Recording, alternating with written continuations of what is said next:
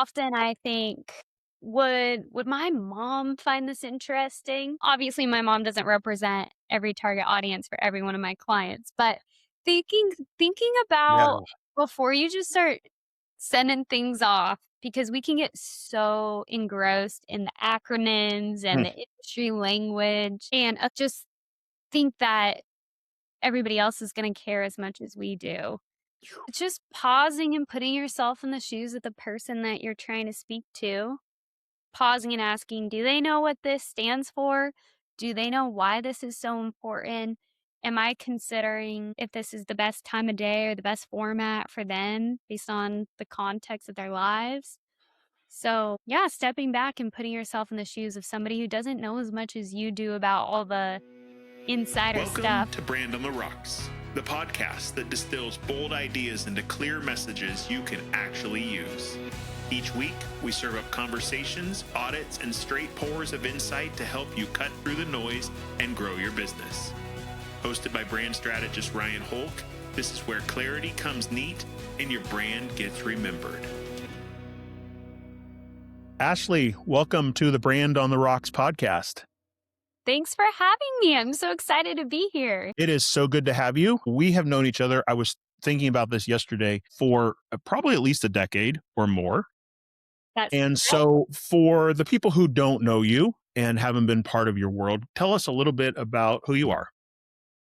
Well, my name's Ashley Goldsmith, and I love coffee. I love ice cream. What kind of things you want to know, Ryan? Probably what's most relevant to this conversation is I'm a business owner and I am the founder of Blue Chair Communications, a communications agency based in the Central Valley of California that I started my senior year of college. And that's a whole story in and of itself.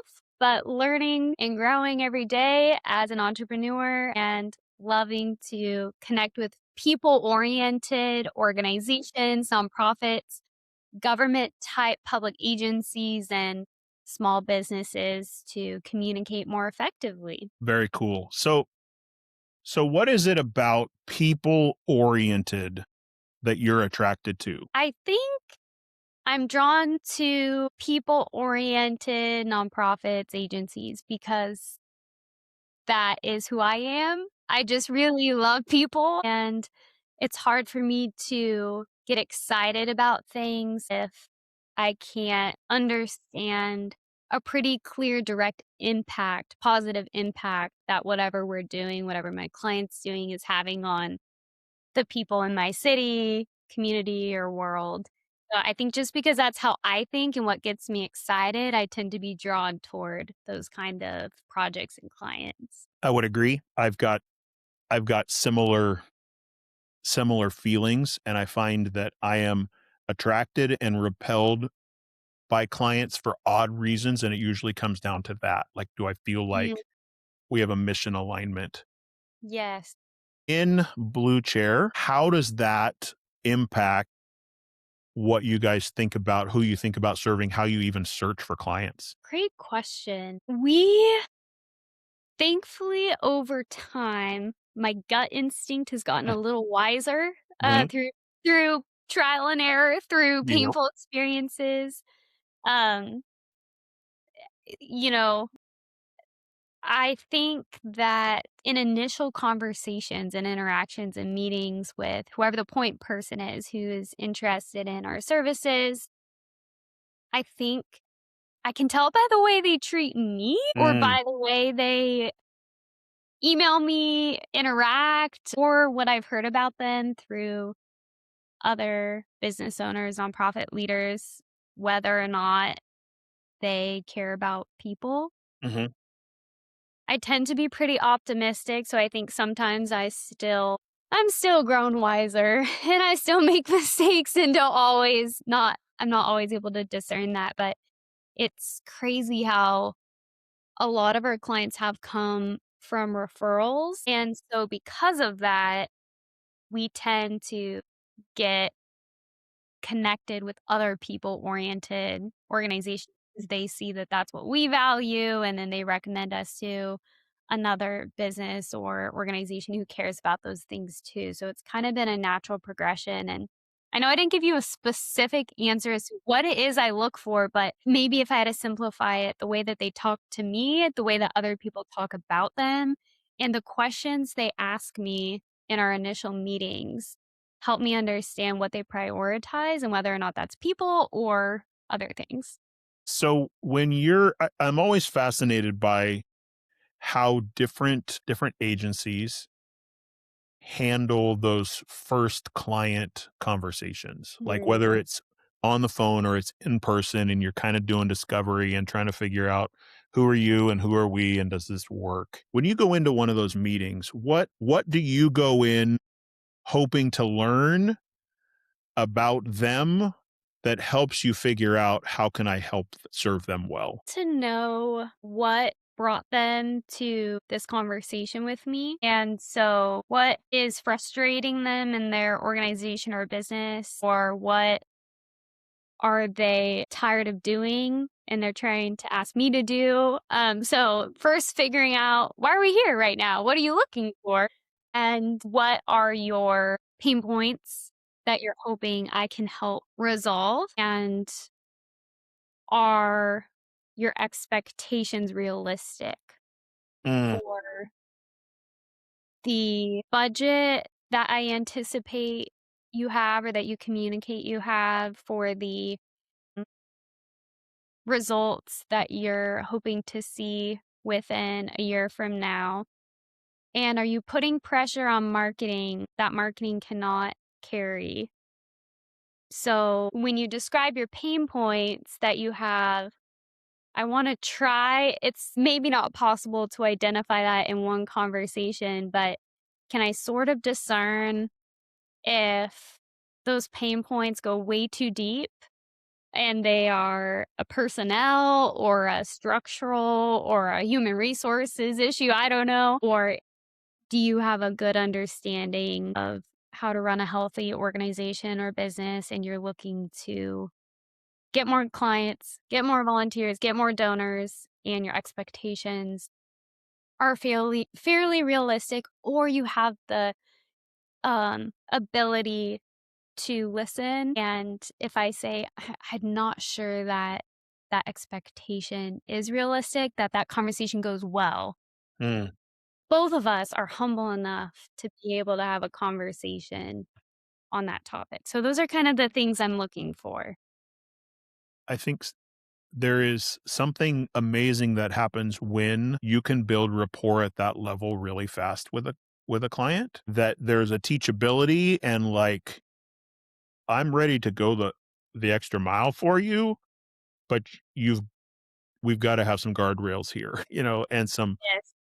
you mentioned before we got on the call that there's a recurring tension that you find with some clients, and it's a tension I keep seeing too about you can't care more than they do. And when you're in one of those meetings and you sense that might be the case, how do you deal with that? Because I'm 20 years in and I don't know that I always have a good answer for that. As we were talking about before the record button was clicked, I wish we knew the answer as to how to not care more than the client. But I guess it would be helpful for me to clarify what we're talking about when we say care more. Yeah. Obviously, we're going to care more about marketing than they do. We should, we better. That's why they're hiring us. But caring more about the health of the organization or the business, caring more about the impact. Thankfully, when the organizations I work with are people oriented and also run by great leaders, which I think currently I have such a great privilege of working with those kind of people. Man, they really care. So if I am in an initial conversation and as we're talking, I'm feeling like most of the time it's not that somebody doesn't care about the success of their business or organization. Honestly, Ryan, as we're talking, I'm just wondering if it's that they're not understanding why I care so much about a particular topic. So maybe frankly, like as I'm just kind of processing, I'm like, maybe it's a little bit more of a me thing that I not doing as good of a job, ironically, at communicating why I care so much about the language in your mission statement, or why this thing that you're asking me to do doesn't seem to align with this other thing that you asked me to do. And I don't think you're getting why I care so much. So maybe it's more of a they don't understand, and I need to do a better job of trying to articulate that. What do you think? Well, it's interesting that you say it that way because I could see some of that in myself. That for me, I feel like there's moments where there is a unstated, either an unrealistic expectation or an unstated expectation on my part of how a project or a process for marketing is going to work. Mm, And so if I feel like I'm not getting what we need to make sure it's successful from them, then I end up getting frustrated and feeling like, why am I caring more about this than they are? And it's interesting that you say it may be the way it's communicated because it very much could be that the issue is me. And you're not the first person who has said that statement to me about caring more, but you're the first person who has said, I wonder if part of it couldn't be rectified on our side to some degree, either in the initial expectations, the initial conversation, or just, why on earth are you asking for this? There's a reason I need this. It will help us accomplish these three things. If you want success in these three things, mm, I interviewed somebody yesterday and he said he discovered he had a problem with a team member and he couldn't figure out, why do we keep having this problem? And he said, I was so in the midst of the face to face, why does this problem keep happening? Why? He said, I finally stepped back and I went, I wonder if this is a communication issue. And he said, I finally figured if I was going to make this simple, and he hit record and did a 1.5 minute Loom video and sent it to the person. And he said, it has saved me hours and hours because they finally understood the why behind the request mm. and how to accomplish it by just watch. And all of a sudden they went, okay, now I understand why you keep asking for this. Easy. I'll put it in the system. And he said, we literally gained hours every week with our team because we figured out it was a 2-minute communication thing we needed to fix. And I've never thought of it from the client side that way, but I wonder if that's not part of it. That's Hmm. really I'll good. need to think about that some. I know, Y- me too. Yeah. So you have a couple principles that you state on your website. You've stated in some of the stuff even that you've shared with me, and I see it in your social. One of them is quality and intention over quantity. And I think that's a fascinating idea for businesses, especially if they're trying to do it on their own, to understand. What does that mean to you? Like, how does that play out for your team? That if you don't know who you are trying to reach, don't push anything out content wise. Mm, And that it is far more effective to spend a few weeks thinking through, who do I want to buy my services, give to my organization, volunteer with me, and where are they?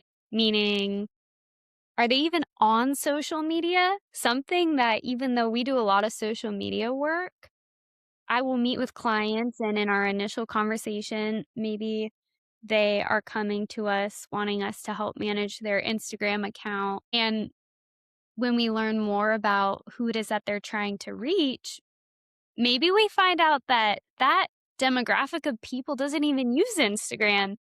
Maybe it would be far more effective to hold an in-person event where we gather these people. If it's a highly localized audience, we go to the community center and we host a workshop. mm, We go door to door, we create flyers. But I think that there's a pressure, and I totally understand it.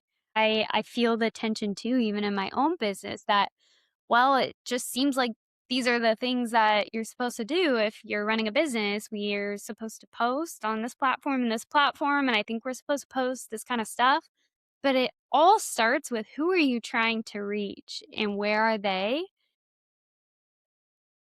Again, 10 Instagram posts may take a few hours of your time, and you could allocate those exact same hours to having an in-person event or creating a flyer and handing it to the right person.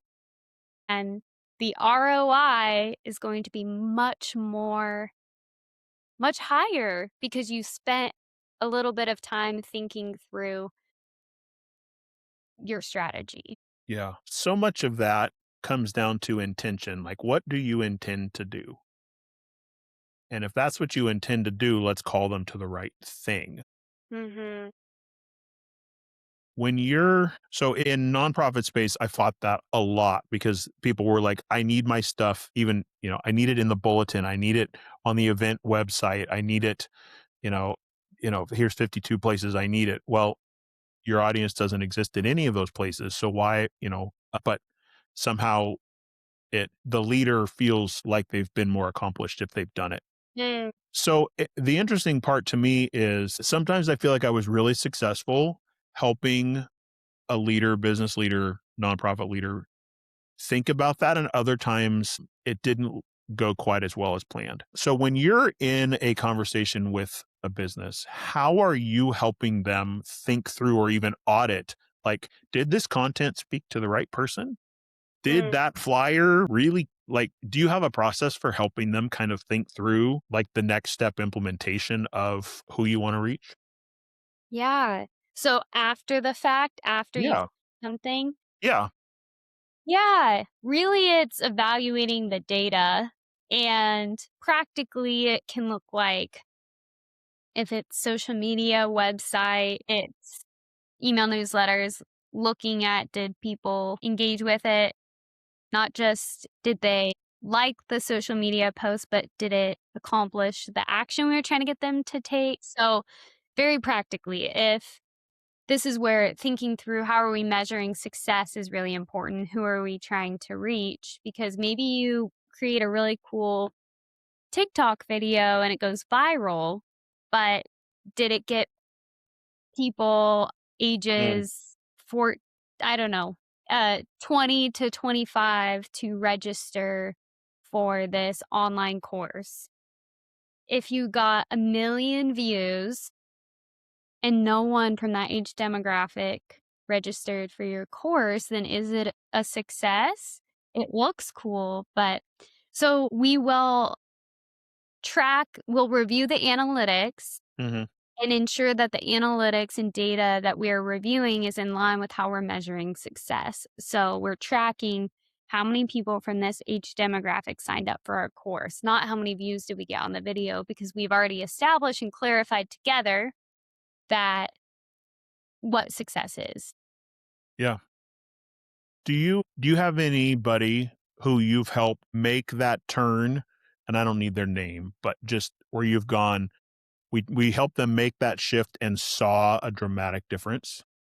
Hmm. I guess the tension of that is oftentimes if you're helping them build stuff for the first time, you're helping direct them initially. So Mhm. I oftentimes come in to people who have something built and we're trying to they realize the ship is not going the right direction. So turning the ship oftentimes takes a different approach than building the ship right the first time in it. So Yes. I do have an example that came to my mind related to reaching non-English speakers for a nonprofit. And as somebody who, I'm trying to become fluent in Spanish, but I am still doing my Duolingo and keep messing up my streak. So I'm not fluent, but I really care about not just randomly translating things and putting it somewhere and assuming that a Spanish speaker is going to reach it if that's the demographic that this yeah. nonprofit is trying to reach. And so what we did when this client was wondering, we want to reach our Spanish speakers in our community more effectively. They make up a big portion of program participants for our organization. how do we go about doing this? Should we just start translating everything we're doing on social Mm, media? So, this was such a learning process for me. So, I say this with as somebody who had to go through the learning process, but with the guidance of this amazing organization that's very community focused, very listening oriented, we held focus groups out in the community at events where these people already work, in at schools where their kids went to, in environments that were comfortable, and ask that question. If you wanted to learn more about these classes that this nonprofit has, what's the best way to do that? We found out Facebook was the best platform, but not just Facebook, a Facebook group. And we also learned that sharing the information through videos, because some of our target audience, not all of them even necessarily were able to read super effectively in Spanish, or maybe the dialect was a little bit different. So the community told us that videos in Spanish, where somebody is sharing through a Facebook group about these events, would be mhm. most effective. Rather, we could have spent so much time and energy and money just starting to translate all of our Instagram posts into Spanish, and maybe nobody would have seen them, but actually talking to the people who ultimately we were trying to serve and reach, it was so eye-opening. So we did a variety of those events and had a little survey, and that informed changes that we made in our outreach strategy. I love that, and I may steal that. Please do. Because I'm serving someone right now who the core of the organization historically has been English speakers, but they're finding, and this is they're not even in California, but they're finding that as they grow and their service offerings has grown, they are having significantly more Spanish speakers come into kind of the edges and start showing up at events. And they're trying to figure out, how do we replicate services in for them in Spanish? And their question to me was, how do I get my website in Spanish? Yeah. And I looked at them and they're like, we found this cool thing. And I'm like, your cool thing is essentially AI translator, which means you said you all of a sudden have trouble with the dialect isn't quite right, the word choice isn't quite right, that phrase doesn't mean the same thing in every dialect, and there's all of a sudden you've got these compounding. Okay, it's a big project, and if it's the right project, we'll help you do it. But um, it's interesting that it's so easy to jump to a solution without jumping to, why don't we do a little research first? Why don't Yeah. we get a little data or try something and test it and see what the response is and see, and all of a sudden you're going, okay, well, we saved 100 hours of marketing spend, because we spent 5 hours asking some of the right questions. So Yeah. I think that's really good.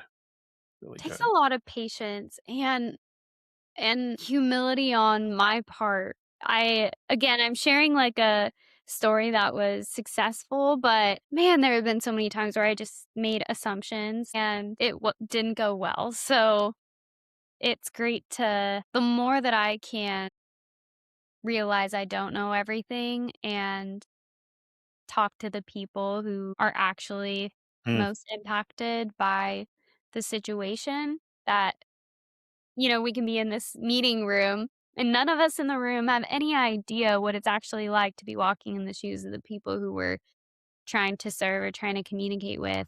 Just picking up the phone and talking to a community organization who works every day with, you know, your target audience, or yeah, I'm trying to get more and more into that mindset. Let's just like go to the source and ask them what they think.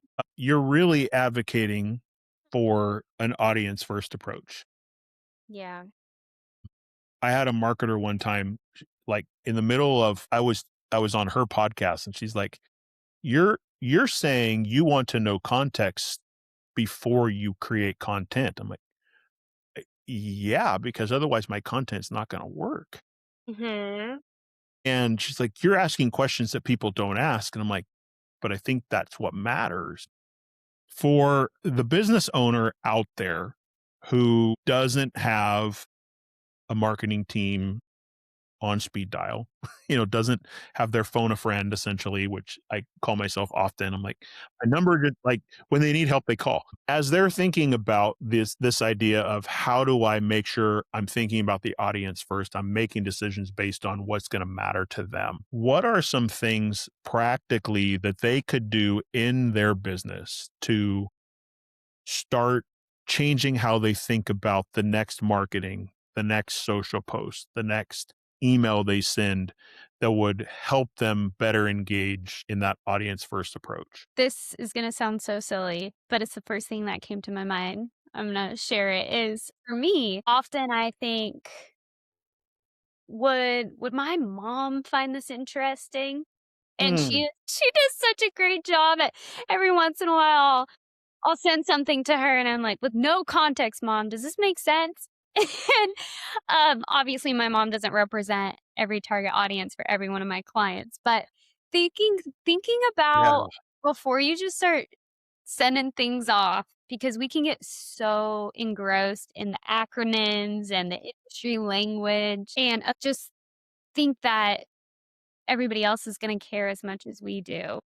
But stopping and asking, would the average person on the street, or more specifically, the farmer that I'm trying to reach who is exhausted after being out in the fields all day, working with his people, what time of day would he like to receive this email? Or I'm trying to reach a young mom and expect that she's going to click this link that I am putting on my Instagram story, but I didn't explain why this vitamin supplement is going to add value to her life. She's not going to take the time to click on it. So it's just pausing and putting yourself in the shoes of the person that you're trying to speak to, pausing and asking, do they know what this stands for? Do they know why this is so important? Am I considering if this is the best time of day or the best format for them based on the context of their lives? So, yeah, stepping back and putting yourself in the shoes of somebody who doesn't know as much as you do about all the insider stuff Hmm. and framing it up for them. You need to do all the hard work for them. Don't expect them to do any extra steps to try to understand what it is you're trying to tell them. That is so good. First of all, I have a group of people I send stuff to also. Does this make sense? And I have discovered something about that group, and that is that group has to be truth tellers. They can't tell you what you want to hear. They have to be able to tell you what you need to hear. Yeah. And I have found a couple of those who will actually go, third sentence needs to change, that kind of thing. Or I have Yeah. no idea where you're going with this, which is painful as the creative, but is oftentimes what pushes the project the over the thing, the end. I don't do social for people. And so most of the stuff I'm doing is a little longer form. It's email, it's landing pages, it's web content, it's stuff that you have some space to develop, but you still have to have some sort of idea of I don't have unlimited words, even though technically I could write forever because of the medium. And so, have I given people enough context, enough of the pain point, enough of the understanding to take that action? So, in some ways, it's a little easier than trying to do it on social sometimes. But Mm, at the same time, I'm finding people engage those forums so differently. Like, I may see 5 of your social posts for every one of your emails. mm. So it's like, how do I balance finding that story, and sharing that story well? How do you, well, two questions for your clients. Are you helping them build a strategy and releasing them to run the strategy? Or are you building the strategy and then implementing the strategy as well? Typically the latter, building the strategy and implementing it most of the time. So when you're having feedback with them, like you've created a first round, proofs have gone out, look this over, what do you think? How do you help remind them in that process of what you agreed to as the goals? Great question. Sometimes I can get so busy that I don't do a great job of that, which brings me back to our earlier conversation about saying, why do I care more? I'm Right. starting to think after this, I'm just going to be sitting, staring out my window, thinking about all the things we talked about, having a bit of a crisis. But I think in an ideal world where I was doing things perfectly, it would be going back to the marketing plan where we set the goals and the expectations and the reasoning behind it, and um, bringing it, having a monthly meeting, if not more, on the calendar with the client. And at those meetings, even the way you structure the agenda of your meeting with the client, fully creating it in a way that sometimes I like to, frame up the agenda so it's in line with the market Mm. goals so they can see how each tactic that we're going to talk about today, it's not just a social media post, it's something that ties to our goal of blank. So that's We're one. doing this because of this. We're doing this because of this. I like that. I don't often do it in a whole like that. I end up doing it on a per need, per project reminder. This is what we're trying to accomplish here. But I like that corporate, everybody on the team is hearing it. Everybody's reminded what we're trying to do, what the bigger piece is here. Mm. How do you balance there are moments that need PR statements and there are moments that need story for an organization? Attention that I ask that because here's the backstory is I noticed that some organizations are great when it comes to telling their story, but a lot of what they do, like in one context, it's all story, and in the other context, it reads like a news headline. Mm. And the heart of it gets lost even though the details are there.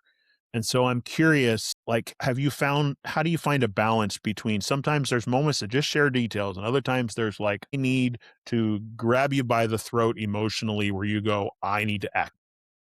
I think a great strategy involves both. And ideally, you will craft a plan that includes both. But I also think that a lot can be accomplished through storytelling, that stories don't have to be really long, and Mhm. that even a news release can be telling a story. And it could be a series of facts, but what you start the press release with can be a creative decision. If it's a quote, you're thinking as the marketer, communicator, business owner about what narrative you're trying to tell. So I don't think that they're mutually exclusive, but I also see what you're saying. It's like, when do you just be more concise and factual, and when do you Yeah. lean into the emotion? And I would just say, do both. Do both. Yeah. No, that's good. It's a tension that I keep seeing agencies struggle with because it's like, the old statement of just the facts, ma'am, just the facts, and it's like, well, if I only give you the facts, you are not going to connect with the heart of this business, the heart of this nonprofit, and so it's a tension that I keep seeing and feeling when I'm creating content sometimes of going, so Yeah. I'm asking today questions as much because I'm trying to figure some of these things out as because I'm curious what your answers are.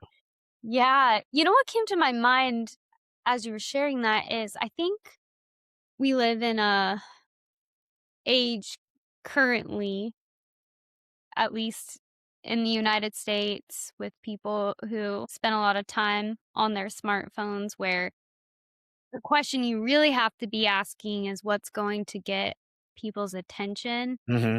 As somebody who studied journalism and who loves the idea of factual, in-depth news writing, unfortunately, because of that reality, we all know that there are flashy headlines that, might be manipulative a little bit because everybody's trying to get people's attention.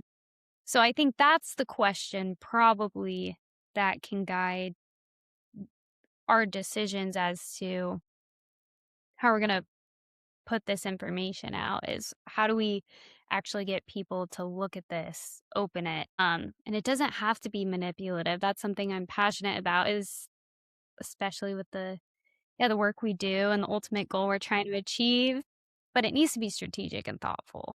Yeah. Yeah. A guy I follow talks about clickable headlines that aren't clickbait, I like that. that get people to go, oh, I want to learn more, but don't feel slimy. Yeah. As we kind of wrap this up, you mentioned something at the beginning about helping clients recognize whether they have realistic expectations of marketing. And I'd love to end kind of with this idea, and just for the small business owner out there who's thinking about their marketing, what is realistic?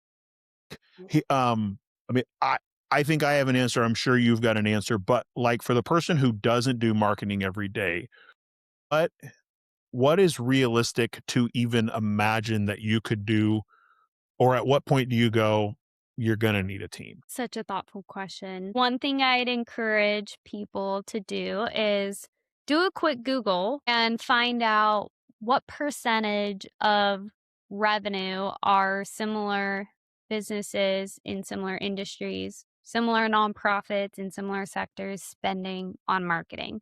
That's a good place to find out if your expectations are realistic. I just did a quick Google, so this is the AI overview. Please don't come at me if you find a different source. The AI overview says, for most established companies, so figure out if that's you, the recommended marketing spend is typically 7 to 10% of gross revenue. So that's just a helpful thing to start thinking Yeah. about. If you're only spending 1% on marketing, but expecting the same results as other organizations or your competitors who are spending a greater share on marketing, probably, then that's helpful to just know and align your expectations accordingly. So I'd start there. And then if you're already burnt out and you're trying to do it all, hire someone to help you. There are freelancers. But one thing I'd encourage you to do is maybe start by hiring somebody to help you do an audit of Mm. what you've been doing, rather than just saying, well, I've been posting on Facebook once a week for the last year. And so now I'm going to hire a freelance social media person to take that over for me. If you're going to invest the money in hiring somebody, maybe hire a consultant first to ask, where should I spend my marketing spend? And then go from there. I love it. I love it. I think there's a lot of wisdom there, and not just the marketing spend as much as the marketing energy that you've got on your internal team before you hire someone. Mhm. I'm I'm finding myself in this weird place where I'm serving businesses that are trying to make the transition from the leader doing a lot of it or having their hands have to touch everything to stepping away. And part of that has been, okay, what's realistic? What is that 5 hours a week costing your business? Not just strategically, but like if you could go focus on what your zone of genius, well, and you handed that off to, an employee or a VA or an agency, like how much are you going to get back? And what difference will it make? And all of a sudden there's like, oh, well, yes, you're going to still spend the money, but your return will be dramatically different. Yeah. So I love that. So Ashley, for those who are listening, if someone would like to follow you, learn all about everything Blue Chair Communications, where would they find you? You could pretty much type Blue Chair Communications into most of the search engines around and find us on Instagram, LinkedIn, our website, Facebook. But I like hanging out on Instagram and LinkedIn the most, so that would probably be the best way to connect.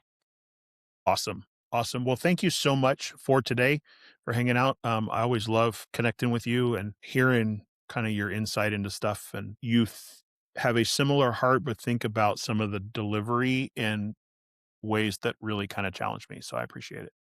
Thank you, Ryan. I'm so inspired by you. And I just have to say to all the listeners that Ryan has been such an encourager. And I remember you were one of the first people I talked to when I started my business. And one of the first pieces of advice you gave me was raise your rates. And I feel like you believed in me. And you're just so generous with your insight and wisdom. And so anyone who has the privilege of being connected with you or working with you is very, very honored, including me. So thanks for having me.